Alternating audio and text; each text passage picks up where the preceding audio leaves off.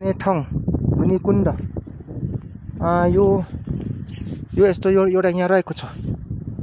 यहाँनिर आज हामीले हाङमामा यहाँ के छोडेको यहाँ माथि कसैको अझ कसैको चाहिँ यहाँ हाङमामा सट्टा राखिसकेको सट्टा लगेको हामीले यहाँ यस्तो छ यो चाहिँ ल यस्तो ल यहाँ यस्तो यहाँ माथि डाँडा यस्तो छ।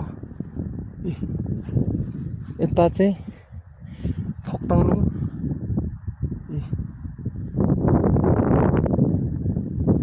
यस्तो छ ल।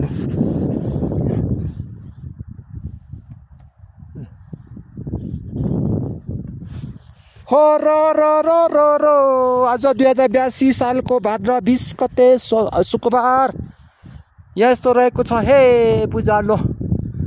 हामी पूजा गरिसकेर फर्किने क्रममा छौँ।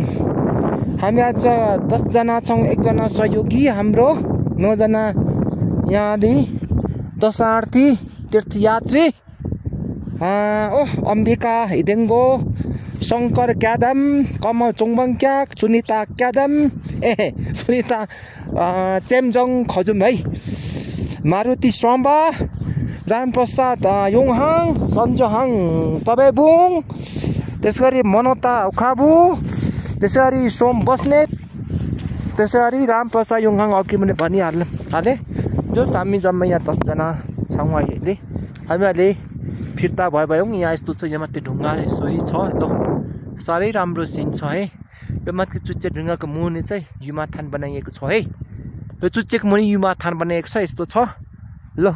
यहाँ माथि चाहिँ के अरे बैतानी खोला, यहाँ माथि त्यहाँदेखि माथि मरेका मान्छेको त्यहाँ फोटोसोटो त्यहाँदेखि फ्याँकिराख्नु पर्ने।